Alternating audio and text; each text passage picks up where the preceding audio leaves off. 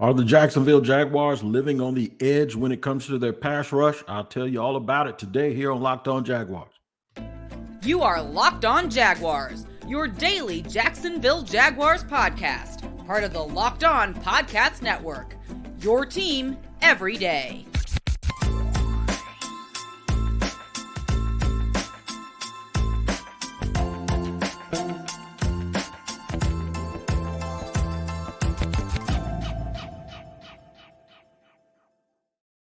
Hello, everybody, and welcome to the Locked On Jaguars podcast, where it's your team every day, and we thank you for making us your first listen. I am Tony Wiggins, the host of said podcast that you can find on YouTube, where you can subscribe for free.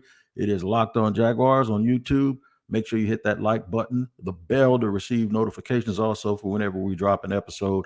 And then wherever you listen to podcasts from an audio perspective, make sure you just tap in every single day to make sure you don't miss an episode, because we will drop there also. Also, I want to say hello to my everydayers and welcome to another show. And we call them everydayers because they tune in every single day. And if you're here for the first time, you can be an everydayer too. Just check us out wherever you get your podcast on Locked On Jaguars. Remember, subscribe on that YouTube page. How y'all doing, man? We're almost there. We're almost there with football season, right? So today I'm going to bring up a subject that I've talked about ad nauseum in the past, but kind of look at it in a different light.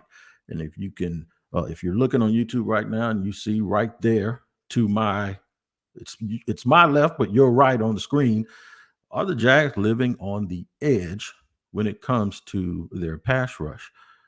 How coaches can help the pass rushers in segment 2, and then we'll tie it all together and will the faith pay off? What faith am I talking about? I'm talking about the faith of both Trent Baalke as well as head coach Doug Peterson. Trent Baalke is the GM. So we're going to focus most of this on him. To give you some backdrop, the Jaguars drafted Trayvon Walker, and they exercised last year, and then they exercised the fifth-year option this year on edge Josh Allen. And then in the offseason, Doug Peterson was asked, head coach Doug Peterson was asked what needs to improve the most. He said pass rush. And then the Jaguars proceeded to go into free agency, and they didn't sign any big names. They did not draft on day 1 or day 2 a pass rusher. They did get the young kid Abdullah from Louisville, who is thought to be a guy who could get after the passer a little bit. But you would think that a team that wanted to improve, the one thing that they thought was the biggest priority, would go out and do something to try to improve it. And I have talked about that over and over again. But today I'm going to look at it from a different perspective. I'm going to look at it if I'm Trent Baalke and why you would not. Try to read between the tea leaves and say why you would not do some of the things that I suggested that they had not done yet. The reason is because you're not hedging your bets. And by hedging your bets, I mean doing one thing and then doing something else just in case it doesn't happen, or that one thing doesn't work. They are betting on themselves. And by themselves, I mean his ability to draft, his department's ability to scout, the coaches that they have selected to coach, specifically Coach Brent Buckner. And if you are watching on, if you see the thumbnail for this, whether you see it on social media, that's him. That's him. And they are also depending on the players to take it upon themselves to improve. And they want to improve the pass rush, but they believe they already have the tools for that pass rush to improve. So that's why they don't go out and double up. I had this conversation last year, the trade deadline. Folks were saying, why not trade for Brian Burns? Brian Burns is a hell of a player. If Brian Burns would have come up for trade, I think 31 teams would have called and said, what are you looking for? Because he's just that good. But from the Jaguars' perspective, it would not have made sense to give up what I thought would have been 2 first-round picks for a guy like that, pay a guy like that over $100 million contract, which I think that's going to happen too, and then still keep Josh Allen, who's on a 5th-year option, and you hope that he plays lights out and you're going to give him an extension, because there was absolutely no push to trade him from inside the building. and that you had Trayvon Walker, who you say is an outside linebacker edge, all the while you have guys making over $10 million a year at both defensive tackle spots, considering that you run a hybrid defense, which is a 4-3 and a 3-4, 3-4 on base downs, 4-3 in nickel. Just does not make fiscal responsibility sense, or fiscal, it's not fiscally responsible, however you want to say it.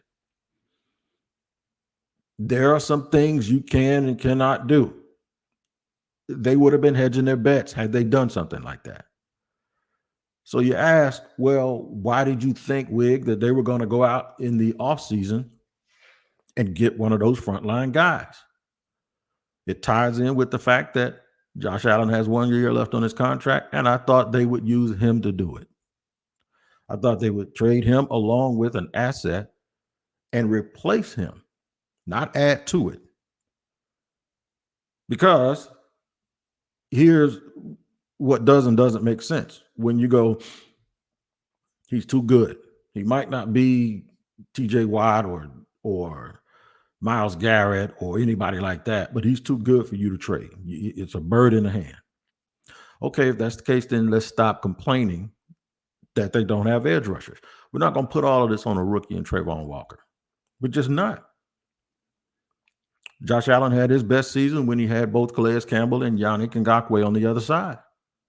And since then, he hasn't lived up to that. And folks say, well, he needs someone on the other side. No, what he has to do is be Yannick Ngakoue, and he has to be Calais Campbell or some combination of those two. And then we can say Trayvon benefits the way Josh Allen did. That's the way this works. You graduate, you elevate, and you become what someone else was to you. The Jaguar staff must believe that those leaps and those steps are going to happen. If you consider that edge is the most important thing you had to upgrade, but yet and still you didn't go out and upgrade it physically, then that means you think the upgrade is going to come from within. I respect it. Yeah, y'all heard me. I said it. I said I respect it. Don't necessarily agree with it, but I respect it. And the reason why I respect it is because it is not incumbent of the Jaguar staff to tell us what they feel and how they feel about who they feel about it or who they feel it about.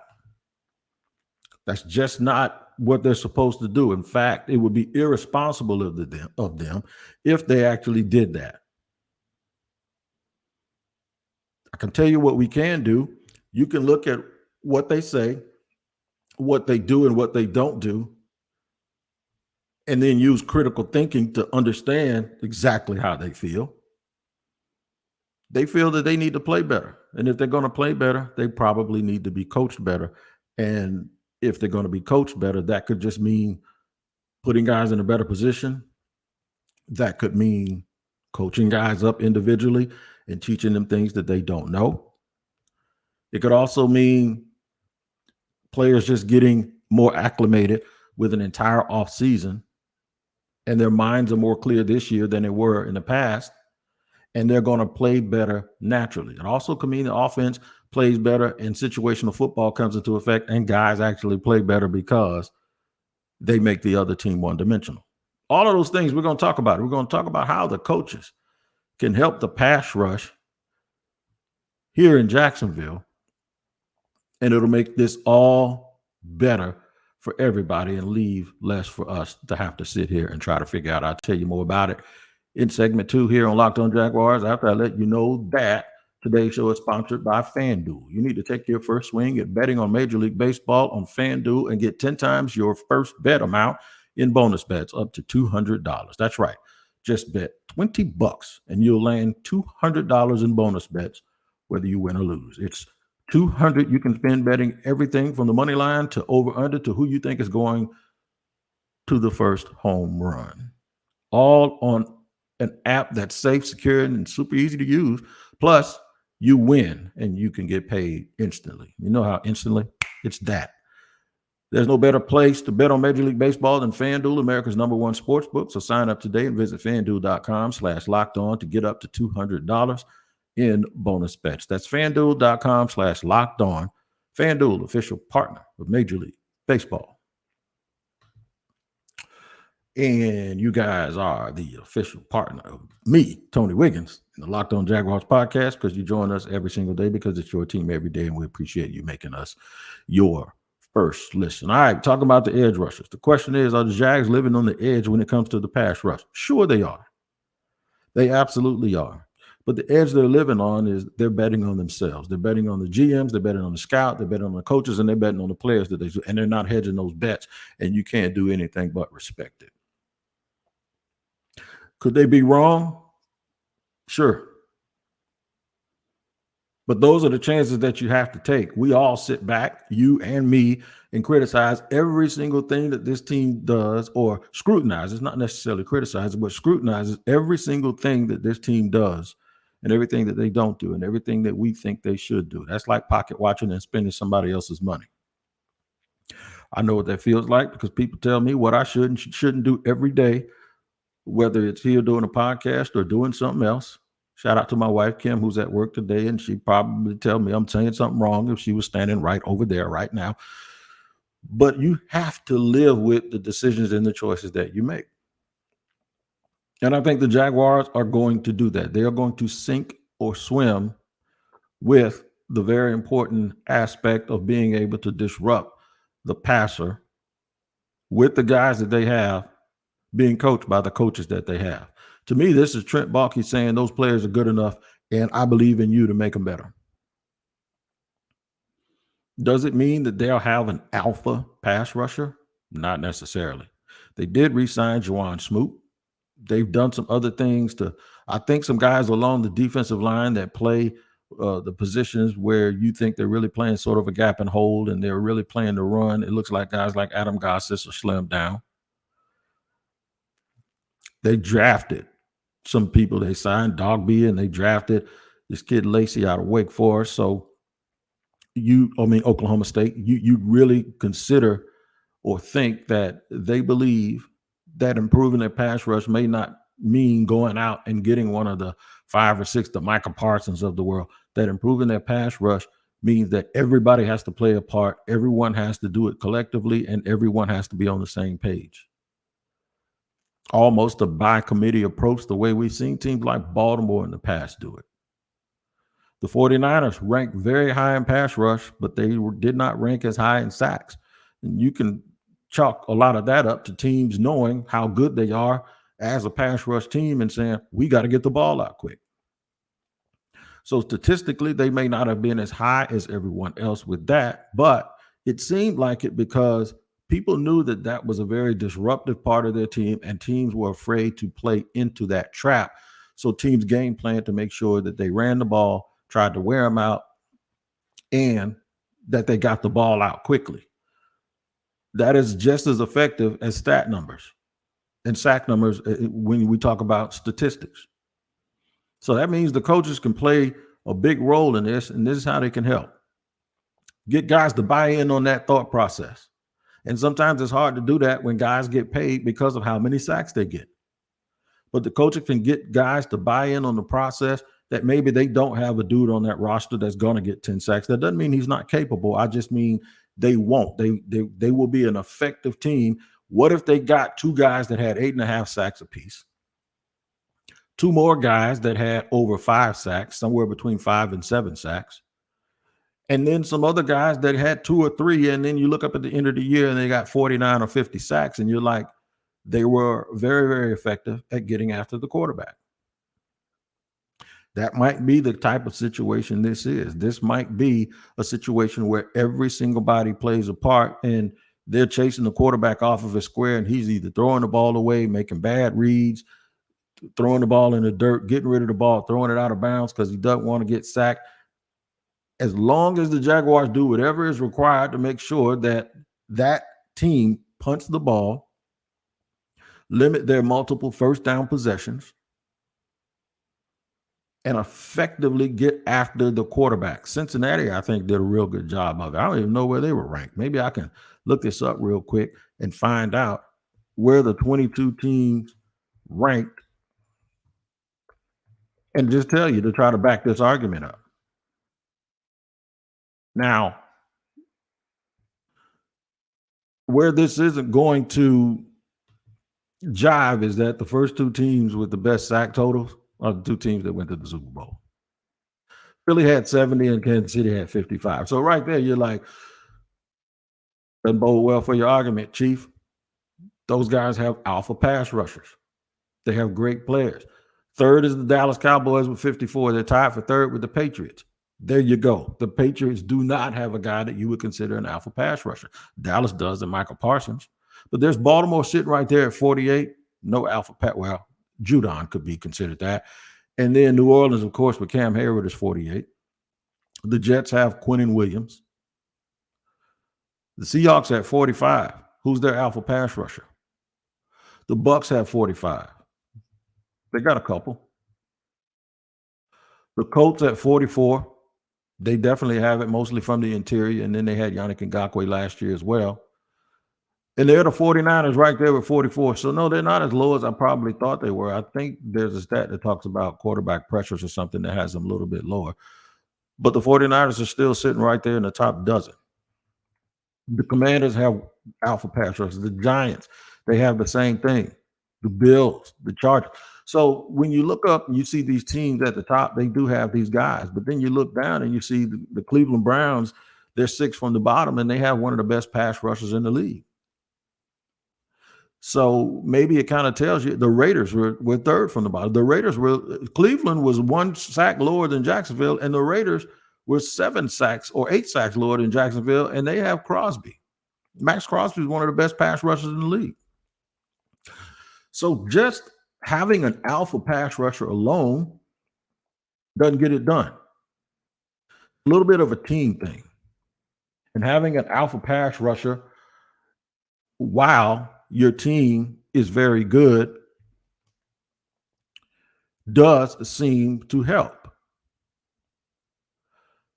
But maybe in the Jags situation, it's not necessarily. It's not necessary. I said it's not necessary. It's not necessarily the things that's required here in this situation. I'm just trying to find a way here, and I'm looking up some information here.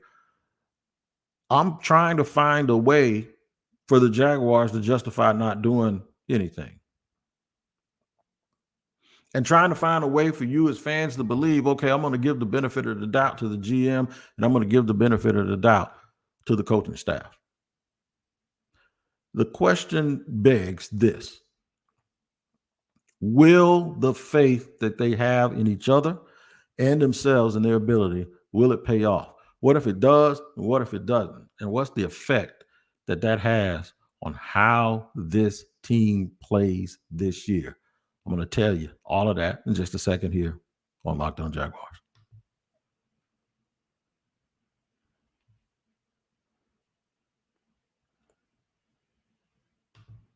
All right, third and final segment here on Locked On Jaguars. Are the Jags living on the edge when it comes to their pass rush? By the way, training camp is going on today. It's a little rainy, so I think they started outside, maybe wanted to move inside a little bit early, and then they're back outside. So because I was headed out there, and when it started drizzling, I turned around because here's the thing. If I get caught in the rain, I got to run. Right now, I can't run because I'm waiting on having surgery on my hip replacement. And I probably could run a little bit, but then I'd pay for it tonight with no sleep unless I took something I'm not keen in taking to make the pain go away. So I kind of put myself in a situation, and that's why I did not attend training camp today. But I will give you an update on what happened today and what happened tomorrow. And if there's any news, and there's no news that broke, that's why I waited a little bit to start recording. No news broke. So this is not an evergreen show. That I said all of that to let you know that this is not an evergreen. It ain't something I recorded 2 weeks ago. This is today while camp is going on, and they're going to be going in pads soon. So I will be there tomorrow, barring that the weather allows me to go out there. I don't want to be trying to duck the weather. So we're talking about whether the Jags are living on the edge because they said pass rush was the most important thing that they needed to improve. And the way you improve that is to either go out and get people to help you improve it or to play better or swap some of your parts out. And they didn't do any of that stuff. So I think they're going to depend on the people that they have, obviously, and the coaches that they have. There was a lot of talk this weekend when Danielle Hunter's name was being floated around. The only way they can do that, because Danielle Hunter doesn't want to sit here on the pine, and they're not going to put Josh Allen on the pine, and they're not moving Trayvon Walker on base downs inside like a lot of people suggest. If they don't start a dude that they pick first in the second round, and he needs to start because I think he's one of their better players. That would mean then they would have to admit something that they don't want to admit, and they shouldn't admit it. And that's like they used to pick on a guy who needed to be developed to the point where he couldn't play right away. And that's not the truth with Trayvon. I don't believe that. So that's why I think these things aren't going to happen. I think if they would have made a move like that, it would have probably involved Josh Allen. And that's the sense that I'm making. But a lot of people so many people look at this as, well, that's you hating on Josh. No, I'm not hating on Josh. I'm just trying to make sense of the NFL and the way that they do things and how they go about their business. I'm not hating on anybody. I'm just trying to make sense of the entire situation on how they could better the team and not necessarily going out and getting other people. A lot of these things would alleviate themselves if this is what happens. If the light switch or the switch that we all think that Trayvon has, if it comes on. There's talk, Coach Buckner said, look, he's playing with more confidence or practicing with more confidence. I can buy and believe that. I don't think he lacked confidence in himself. I think he lacked confidence in knowing what the hell he was supposed to be doing, because we've all questioned why he was dropping back so much in the coverage. We've all questioned why they all do that. But that's the defense that they decided to run. At some point, Doug Peterson's been around a long, long time. If he thought that doing that was wrong, then he wouldn't have got Mike Caldwell, or he'd probably tell Mike Caldwell, abandon that crap. But that's not what's happening. I think they're all trying to get it figured out, and I think we have to give them room to try to figure out and get better in that area. To say that you need something and to have choices on how you can improve that area and still use those, and the choice that you make is to stick with your status quo and just improve and get better at what you do. To me, that is the ultimate sign of being humble, having humility, and taking self-accountability that we need to do better. Not just the players, but we need to do better. And we heard Doug Peterson last year talk so much about we got to get guys lined up in the right spot. And that's one thing I love about him and his staff. They're not pointing fingers at other people. They take the blame for everything. We have to do better. Isn't that a breath of fresh air? Instead of throwing the stuff against the wall, let's see what sticks, or threatening guys that they're going to be pumping gas, which is a dumb threat because that's not the way the CBA and the NFL works. If you got guaranteed money, whether he's pumping gas or not, you're going to pay him. And then if you waive him, somebody else is going to pick him up. So all of those blind and idle threats, man, really don't mean a hill of beans. And y'all, we have a coach here that knows that. There's a coach here that gets that, and there's a coach here that understands that. And hopefully, because of that faith and because of that honesty, those are the things that's going to help these guys get better. And the bigger part of it is you got faith, you got confidence in your staff, and now that's easier for the players to get to understanding and get to the understanding of what they need to do in order to be really, really good for the team. So, in a nutshell, here's what I think is going to happen. I believe they're going to improve the rush. I believe they're going to be disruptive. I can't tell you that they're going to have 45 or 50 sacks. That's not what I'm trying to say. And I can't even tell you who's going to have them. But what I will believe, I think there's a total team effort. Watch out for Jordan Smith making a little bit of an impact, because I've seen him in practice. And if he's a guy that's going to go out and get you those 5 or 6 sacks that Arden Key got last year, that's going to be huge. I think DeJuan Smoot is going to play well, like he always does. I think they're going to rotate players. I think everyone's going to stay fresh. And because of that, I have the utmost confidence And the offense is going to play better and be more explosive, get out early, get ahead, so that now we can play situational football and we can get our players in a position to go out and chase the quarterback and make plays. I think they're going to send Devin Lloyd through the A-gap or around the corner. I think you'll still see those guys blitzing off of the slot, whether it's like we saw last year, whether it's the newcomer in Antonio Johnson or whether it's Deuce, number 2. Who, if you think about it, Rayshon Jenkins got the sack that sent the Jaguars to the Super Bowl, and the fumble, ironically, was picked up by Josh Allen, and Josh Allen had dropped back in the coverage, the very thing the Jaguar fans and even some people in the media like me have questioned why they do so much, and returned it for a touchdown and sent the team to the playoffs. Keep in mind, they also did a very good job of harassing Justin Herbert in the second half to prevent a touchdown from being scored in that playoff game. After they couldn't get out of their own way in the first half, the Chargers never really, I think they had one long drive, but they got up 27-0 because they had a short field because Trevor kept throwing interceptions. Limit those mistakes, create more situations, and create more things on your own. And I think the Jaguars are going to be fine, and that pass rush will be fine. So I do think the question is, will their faith pay off? So in a nutshell, are the Jags living on the edge with their pass rush? Yeah, they are a little bit. But they're depending on themselves and they're betting on themselves. How coaches can help the pass rush, better situational football, knowing who does what, having a smart rotation, and having guys have a better understanding of what they're supposed to do. And will the faith pay off?